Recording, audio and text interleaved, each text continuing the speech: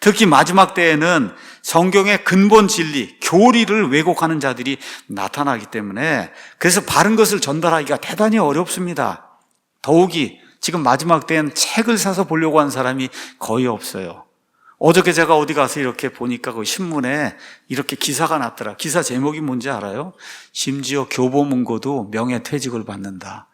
여러분, 교보문고 책을 하도 안 읽으니까, 교보문고가 우리나라 책방 중에 제일 대표 책방이잖아요.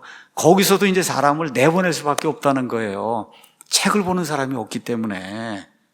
그래서 어떻게 해요? 무료로라도 전달을 해줘야 된다. 앞날을 위해서 자료를 남겨놔야 된단 말이에요. 이래서 우리가 무료 선교를 지금 하고 있는 겁니다. 자, 그럼 이 일이 무슨 사례가 있는가, 이걸 여러분에게 좀 말씀을 드리겠습니다. 미국은 기독교 정신에 입각해서 세워진 전 세계 유일무이한 그런 나라입니다. 처음에 청교도 장로교인들이 이 나라를 세웠는데, 아시다시피 구약 스타일의 그런 교회를 하려고 노력을 했어요. 근데 시간이 지나면서 거기 온 그런 그 사람들이 자유정신을 가지고 이런 스타일은 아니다. 신약성경은 그런 식으로 운영이 되지 않는다. 이렇게 하고 회중이 주도하는 소울 리버티, 영혼의 자유를 강조하는 침례교인들이 이제 등장을 해서, 그래서 얼마 지나지 않아서 미국은 침례교 국가가 된 거예요. 기독교 국가인데 그 기독교의 여러 분파들 가운데 미국은 그냥 다 완전히 침례교로 하나로 통일이 되는 그러한 그 국가가 이제 됐습니다. 자, 이렇게 이제 시간이 지나가는 가운데 1850년대 이후에 몇 가지 특이한 일들이 미국을 비롯해서 온 세상에 이제 생기기 시작했어요. 첫 번째, 하나님의 말씀에 오류가 있다. 이런 사상이 이제 퍼져나가기 시작했어요. 하나님 말씀에 오류가 있다. 창조된 게 아니라 원숭이에서 사람이 나왔다. 진화론이 이제 등장을 시작했어요.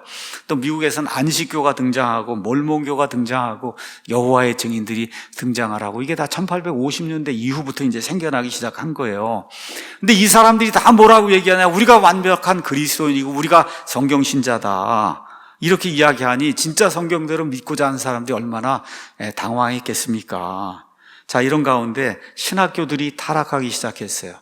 처음에 이 사람들이 미국에 이민 와서는 가장 머리가 좋고 그 지역에 유지가 되고 정말 훌륭하다는 그런 사람들의 자제들, 목사를 만들어야 이 나라가 유지가 될 수 있다. 이렇게 해서 여러분이 아시는 프린스턴, 예일, 하버드, 브라운 뭐 이런 아이비리그라는 그런 모든 대학들이 목사들을 만들기 위해서 가장 머리가 좋고 가문이 좋은 그런 집의 아이들을 목사로 만들기 위해서 세운 이와 같은 그 신학교가, 그게 다 이런 아이비리그 학교들이에요. 근데 이 신학교들이 다 물들어서 그래서 인본주의로 빠져나가기 시작했어요.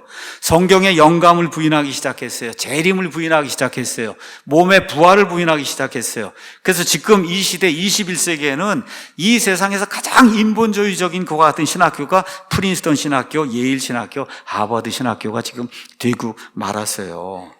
자, 이런 일들이 미국 내에서 이제 퍼져나가기 시작하니까 안 되겠다. 성경 신자들이 1878년에서부터 1897년까지 나야가라 폭포가 있는 그 도시 나야가라에서 모여서 성경 사경회를 열고, 그래서 하나님 말씀 근본적인 진리를 지켜야 되겠다는 이런 운동을 이제 시작을 했어요.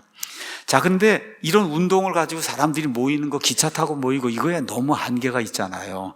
이렇게 되니까 어떤 식으로든 우리가 책으로 된 이런 정보를 많은 사람들이 알려야 되지 않겠느냐. 이와 같은 그 필요들이 이제 생기기 시작했어요.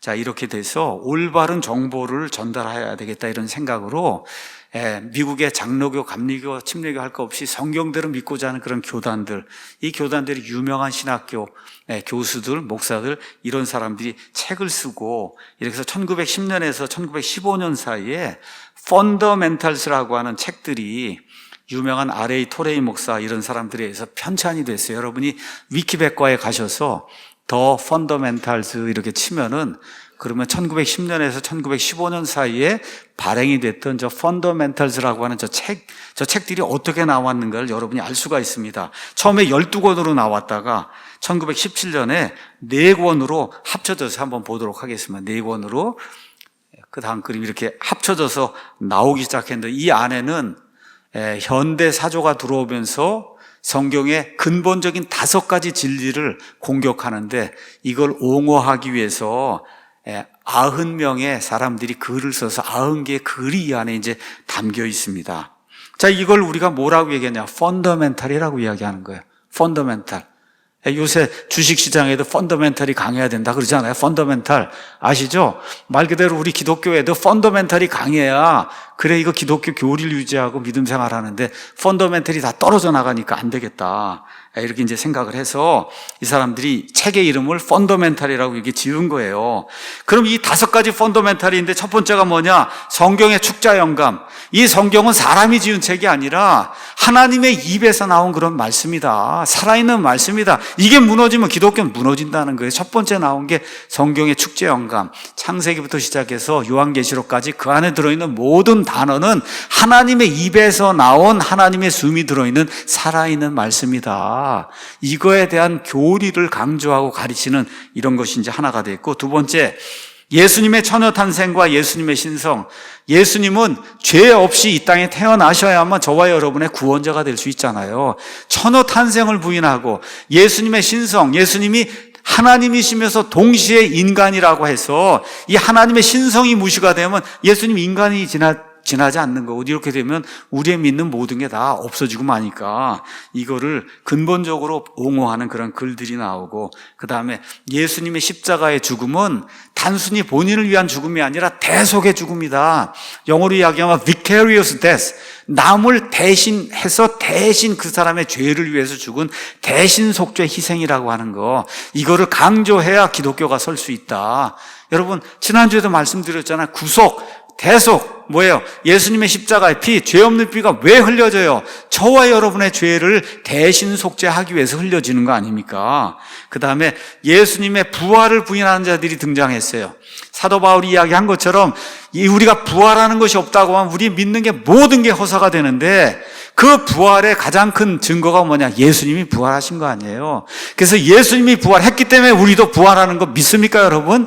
이거를 강조하는 이와 같은 글들이 이제 나오기 시작했고, 마지막으로 예수님의